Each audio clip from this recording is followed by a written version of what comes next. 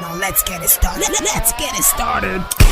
Play ball! Just 81 seconds into the game, Rashford scored a goal to give Amorim his first point in the Premier League. So welcome to the Premier League, Amorim. It was a nice build-up play from Ahmad. From the right side, he played from the wing back. Remember, Amorim said that he's going to stick in what he knows. That means 3-4-3. And Ahmad played from as a wing back, and he created that first goal for Rashford to score. That in just 2 minutes into the game. Okay, if you look at that game, it ended 1-1. It was a boring game. Probably Manchester United fans and players have not understood. Probably he just coached them trained them with them for maybe less than 2 weeks. But Jenna, what do you make of that game? What do you make of the style? Do you think it can work with these players, or they should start buying players from January? I think it's still early days. The squad are still, adapting to life under Amorim. My joy and one of the big highlights of this match is Rashford's goal drought has ended. And he started as a number 9. Yes, he started as a number 9. I've been crying on this show for them to play him more in that role rather than as a winger, and we saw him score today. So hopefully Rashford glory days are about coming back, really? With him scoring more, because he's always been that focal man in attack for Manchester United. But good game, good setup. The way Amorim set up his team was nice to watch. At least we are seeing flickers of the fact that Man U can play this format. The question now is, with a result like this as a draw at Ipswich Town, if they had played 4 at the back, would they have won this game rather than drawing this game? That's the question. I think if you want to start off something, start what you know first. Keep playing it until they get better. I think for me, I think that's the best thing to do. If it's 3-4-3, he wants to play. Let it start building from the onset. I know that sometimes when you start a new formation, you come to a new team, trying to change a whole lot of things, it takes time. Yes. And we have agreed on this show, on our live show, that we should give him throughout this year to build, and so that he can buy players in the summer and release some players that will not work if it's not working. Okay, if you look at the formation, what do you make of Ahmad playing from the right wing back? He is a left footer, but they played him from the right wing back. And if you look at the formation from the center, it was Casemiro and Bruno.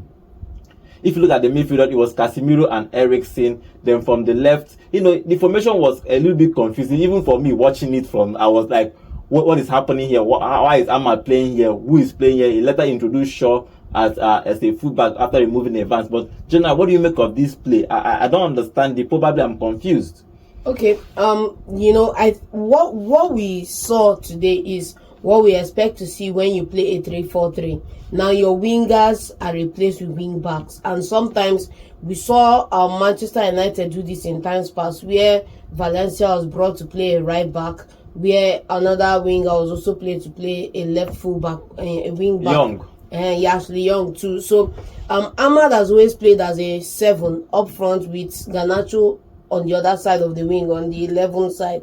So for him to come back and play that wing back position is normal, because he plays in that wing normally. The difference now is that in this position as a wing back, nobody is expecting him to fall back and defend with the team. They're expecting him to lead the attack from that wing. So even though he's a wing back in midfield, he's more of an attacking personnel in the side rather than a defensive personnel.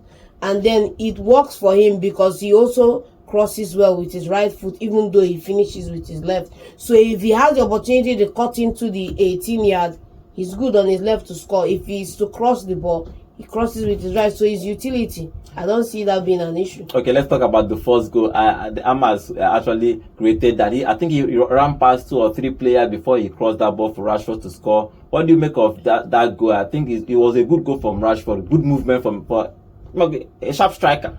Yeah, it was a good goal for Rashford. I'm super excited with Ahmad supplying the assist, and also because I've been clamoring for a long time now for us to see the Rashford that scores rather than the Rashford that crosses the ball for someone else to try to score.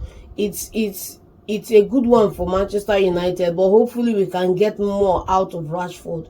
We need to get more out of Rashford. Okay, the equalizer, Hutchinson equalized with a lovely strike. I think it was deflection from Mazraoui, and he moved past Onana. I think it was a good play from Ipswich Town. They defended well, attacked a little bit well, even though at some point in the second half, the position was about 60-40.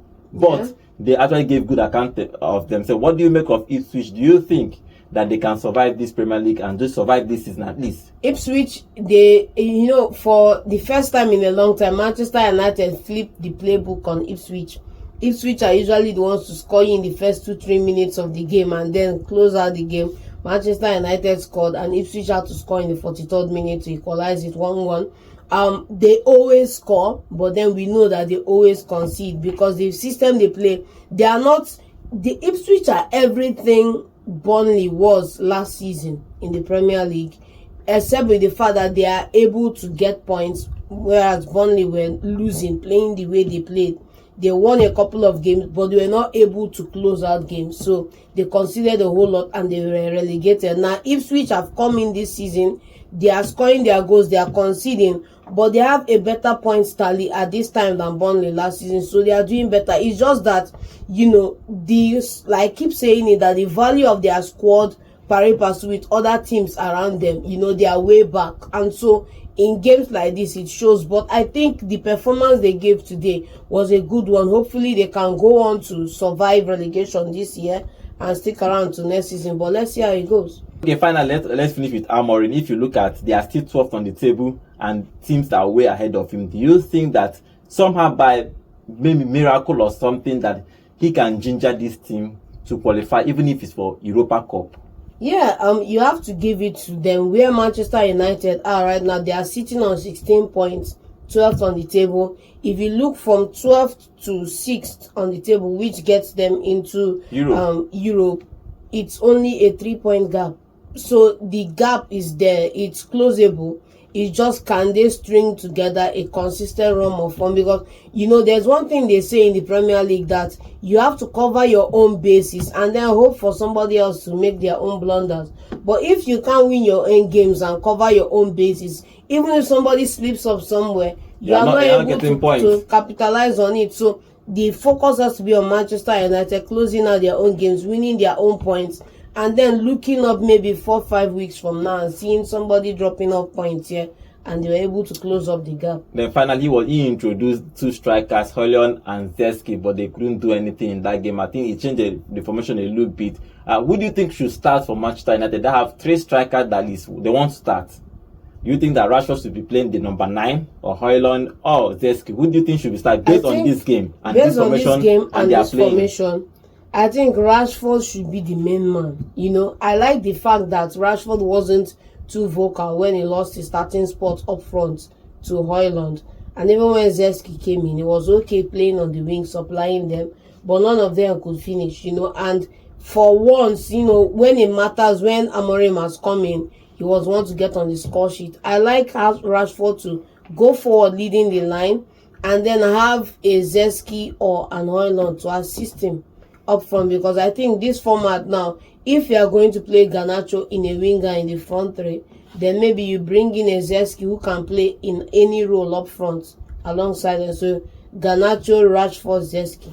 Okay, let's see what Amorim is going to be doing. His first game for Manchester United in the Premier League, he got 1 point. It's not easy. Easy to play the Premier League. So welcome to the Premier League, Amorim. Let's see what he's going to be doing, if he's going to drive this Manchester United squad to a greater height, or what happened to Ten Hag will happen to him. So see and find out. Probably we'll give him time. If you see, probably this year, next year, if after the 3rd day we'll criticize you, we'll criticize you. So you better start doing well. Okay, let's see what Amorim. Good game for him. First point in the Premier League. Let's see what he's going to achieve with this Manchester United team.